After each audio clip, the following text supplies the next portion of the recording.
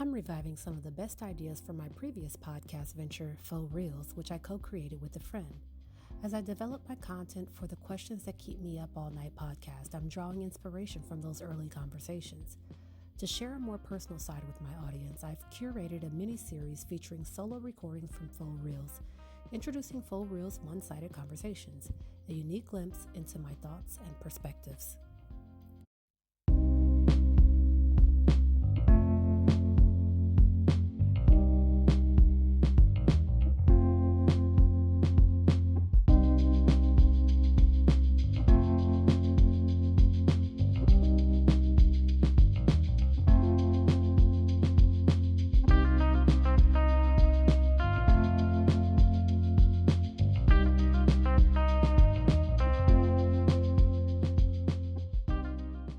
Hey, what's up? What's up, guys? It's your girl, Queen Sheba. I'm kind of tired. I've been up all night at work, of course, but this little old body is tired of working graveyard. So had to pull myself for this one. But I guess I just want to start off with like, why a podcast? So why are we doing this? And the reason why I wanted to read earlier, I was talking about this book, As a Man Thinketh. It's a classic, but there's something that talks about visions and ideals. And there's this passage that I love, and it says, cherish your visions, cherish your ideals, cherish the music that stirs in your heart, the beauty that forms in your mind, the loveliness that drapes your purest thoughts. For out of them will grow all delightful conditions, all heavenly environment. Of these, if you remain true to them, your world will at last be built. And yeah, I thought of that because why a podcast? It feels like every time we're sitting around talking, it's like, oh, we should record that. Oh my God, girl, that need to be on a podcast. Like, we're going to do that. Let's be honest. Okay, who's going to listen? So, what if nobody listens, right? Because at the end of the day, it's kind of a talk therapy, as we discussed, right? It's just us like talking out our thoughts and our feelings. And I think sometimes the best things come out when you don't have an audience, but also sometimes those things that come out, it's like, yo, somebody needs to hear this, right? And so that's why we want to do this. We were talking recently, and it's something that you said that I think embodies where we want to go with this podcast. I think, a lot of times people say, are you left or are you right? Are you up or are you down, right? And sometimes you may not just be either one of those, right? And you said something to me about leaders and followers, and that just stuck. And I feel like that embodies what we're trying to do with for reals. I don't want to confuse people in that, like, okay, because a lot of times if you don't do anything, like some people say, hey, if you don't stand up for something, you'll fall for anything. That's not necessarily what we're saying, but I think it gets exhausting when it's like you see people fight for a certain cause and this and that, and okay, and then they don't last, right? Because evil prevails or something like that, right? And it's like, oh, like it sucks to try to be that one person, but then if you're not that person, then you're just following. Like, this is the power struggle in certain continents and after colonialism and all of these things. It's like, okay, so you got the white man out, so to speak, right? But now you're treating your people that way. I think that we came up with this, not even came up with this, but you put it so, you coined it so perfectly where it's like, sometimes I'm not a leader. Sometimes I'm not a follower. Sometimes I'm a sideline observer. And I'm just commentating on what's going on right now. And I think that that's what we do a lot of times when we have conversations is we just comment on what's going on.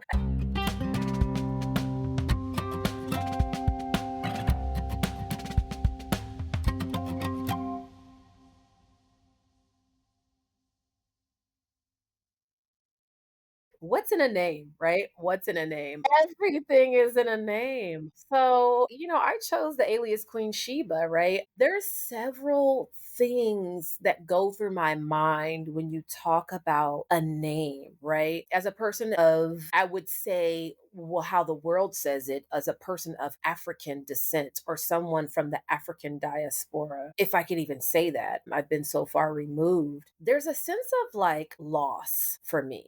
I can't speak for anybody else, but there's a sense of loss for me. I feel like when I was growing up as a child, the things that we did in our home, the practices that we adhered to, the things that we studied, the songs that we sang, certain things that we talked about, I didn't feel connected as a Black person. Let me just say that.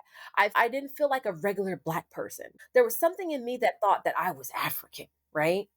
And I remember, and I don't know who it was. I remember, so my name, my given name was, an African name, right? And so, but I was growing up in this black world, so to speak. And I remember a kid telling me, like, you're not even African, you're just black. And it was hard for me. Whereas other people were being teased for being African, unfortunately, like there was this like you African booty scratcher, like we used to say things like that, or you African American booty scratcher. And it was just like that was derogatory. It was rude, right? But for me, I was like, how dare you say I'm just black? Right. But because I was longing for something, right? And I don't know if before I was born, my parents understood that that was something I was going to be missing and I was longing for, which is why they gave me the great name that they gave me. But although I had that name, I didn't feel connected. I don't have a great grandparent or a grandparent that I can say, I know which part of Africa they came from. I don't have a language, so to speak. Like I speak English, right? But when people look at me, I speak English, but yet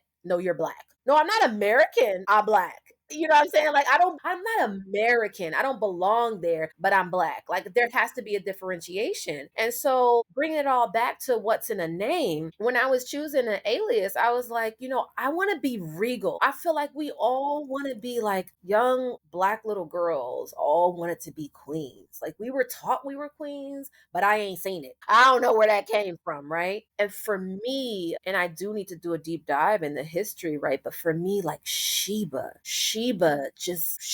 is something that I feel like belongs to us all. I cannot claim to, although I do have a Nigerian name, I cannot claim to have Nigerian ancestry, right?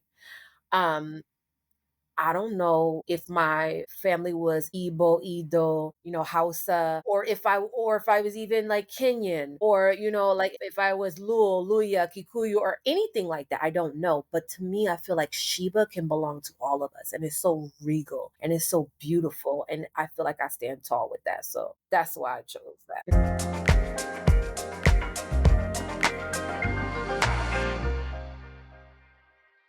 And I think knowing who I am, we're going to get into this in future podcasts, right? And for me, I know I identify as a child of God first, right?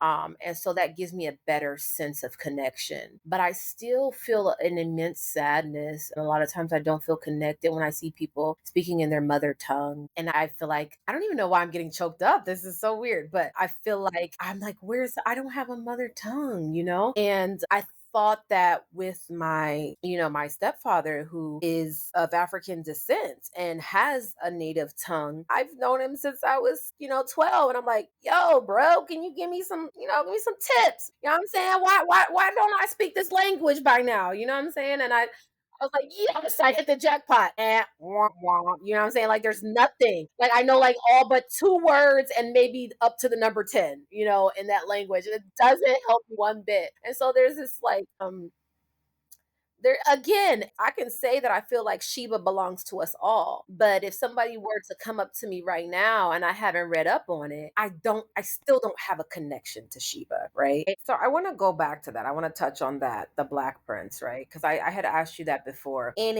I mean, it almost doesn't even hurt anymore because it's part of our life, right? Okay, everything bad is black, right? Everything bad is black. But also though, I think I can sit up here and say like, say it loud, I'm black and I'm proud, right? But like, am I black, right? Like, am I black? My computer screen is black. My bed sheets are black. But we talked about this before, and I have seen some beautiful, almost blue, almost purple black people that are actually really, really dark. But even in that, they're not necessarily black. Even in that, they're like purplish undertone, dark, milky, rich, but chocolatey. But even it's not even because dark chocolate is not even black, right?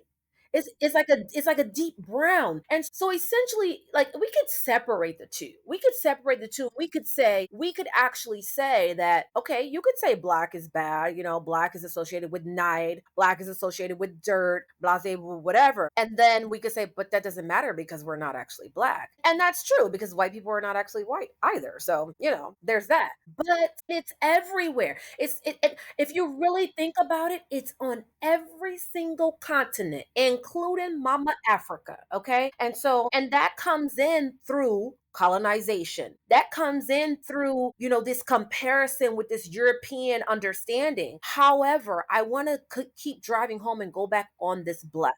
I think at the end of the day, black is something that we latched onto, that we said we took it and we made it ours. So you want to call us a nigger, okay? You want to call us that? All right, we a nigger. We latched onto it like I'm a nigger. That's what I am. Okay, then you want to call us coloreds, okay? We are people of color. We latch onto that. We're people of color. We like that, right? Then the Negro. They call us the Negro. Okay, we latch onto that. Okay, we're Negroes. I done heard my mom. It Look, these Negroes, you know what I'm saying? Like after everything you say, we latch onto it. And I remember I was somebody I know had a rap song and he said, he said, we're NI double GAs, never ignorant, getting goals accomplished. And so he switched that, right? And so it's like everything you throw at us, it's something you're trying to make derogatory, but then we take it and make it for ourselves. So what I think really happened is black had always had this connotation. I don't know for how long. It's probably been quite a while. And then, okay, let's throw black at them because that's bad. And then we were like, okay, say it loud. I'm black and I'm proud. You know what I'm saying? So it's like, do whatever. You want to call me white? Okay. Hey, I'm white and I love it. You know what I'm saying? I don't know. Like, I don't think it really means that black is bad. What I do not understand, though, what I'm curious about is there's the American understanding of it, there's the European understanding of it. What I'm confused about is, and maybe I shouldn't be because then colonization comes into play, is where does the Eastern world come in with their colorism? Where does India, where does Asia, well, India is Asia, but where does Africa, like, where do they stand and why do they have these issues with colorism?